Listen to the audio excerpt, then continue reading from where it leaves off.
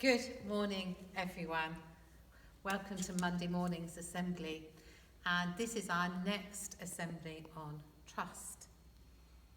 I've been thinking a lot about trust and what happens when we find out when somebody we thought we trusted wasn't truthful and how that makes us feel.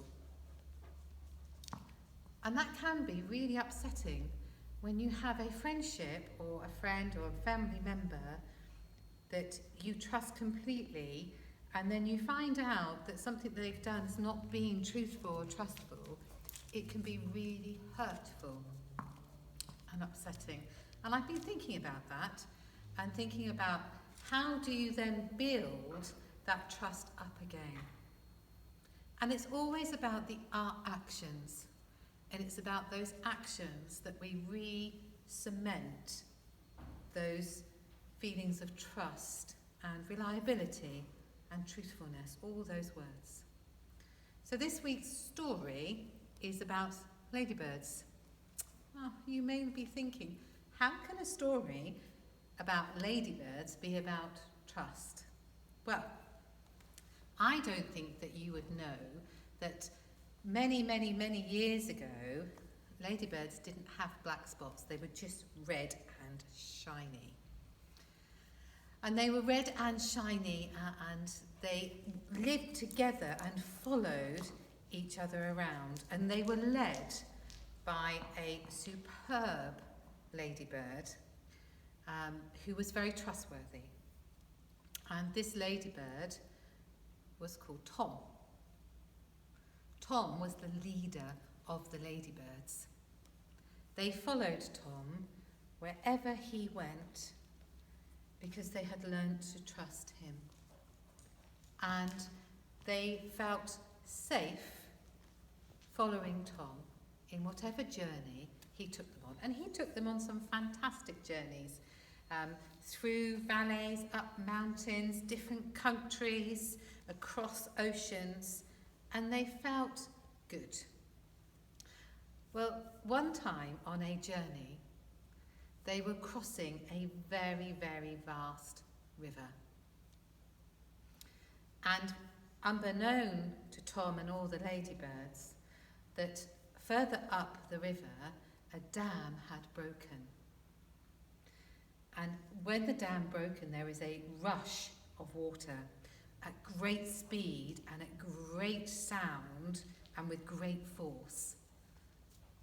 So by the time they heard the river coming, it was too late.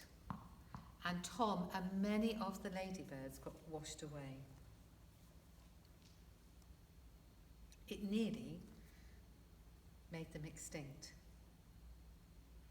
The few ladybirds that were left gathered together. And they knew to survive, they had to make a new leader. They had to find somebody who was a great leader, somebody they trusted again, somebody that made them feel safe and would look after them. So they set a challenge to any ladybird to go and find the Great Lake. And when they found the Great Lake, they must come back and tell the other ladybirds what the lake was like.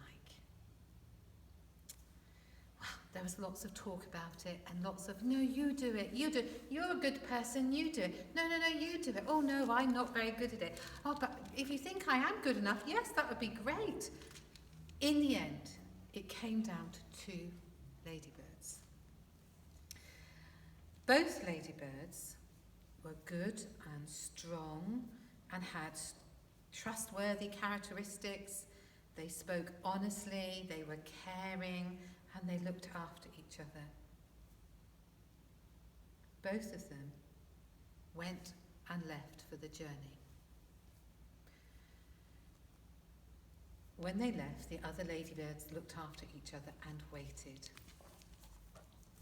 It took a little while for any ladybird to return. But when the first ladybird returned, some months later, she returned joyous that she had found the Great Lake, that this Great Lake was beautiful, that the water was crystal clear, and the meadow was full of so many beautiful bright flowers that they could live there together happily. And no more worries on journeys or dangers. This was going to be their home and their sanctuaries. Well, all the ladybirds were enthralled. This sounded wonderful. How exciting. But they also knew that they had to wait for the other ladybird to return. Well, she did a few days later. She looked exhausted and sad, and they couldn't understand why she looked so sad. And she looked at all the ladybirds and she shook her head and said, "I'm really sorry. I could not find the Great Lake. I searched, I looked, but I could not find it. So I cannot report back what the Great Lake would look like, or if it's even a good place to live." Well, the other ladybirds then made the decision that the first ladybird would be their leader. Her name was Rose. Rose took the ladybirds and they went on a journey. She was so pleased to be their leader, so pleased to have their trust and to look up to them and everything else. She felt really proud of this and really good. So they started out on their journey towards the Great Lake. After a few days, they came across the Great Lake, which everybody was really surprised with. She was gone months. How come now we found the Great Lake in such a short time? She said, "I took the long way round, but when I came back, I knew it was much shorter. So I went the long way round, and I knew a much shorter way back to you." However, when they came to the meadow where the Great Lake was, there was no crystal water. There was no beautiful flowers. It was just a muddy, horrid hole.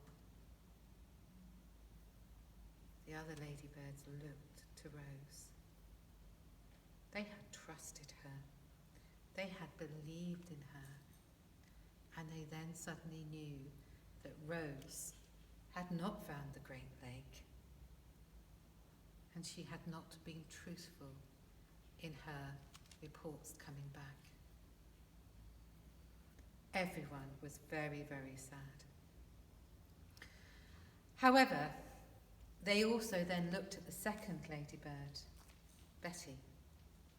Now, Betty, they then knew, had told the truth, that she hadn't found the Great Lake. She had gone off in the wrong direction and had never seen it. And they then knew that Betty was the true leader, that Betty would always be truthful with them, that she would look out for them and lead them as a great leader. And she did. But the ladybirds were so upset that they had trusted Rose. Then from that day on, every time a ladybird told an untruth, they painted a black spot on their backs so that everybody could see that they had not been honest or trustworthy. So when you see a ladybird with no black spots on, you will know that that could be Betty, their great leader, who told the truth and had their trust from being truthful.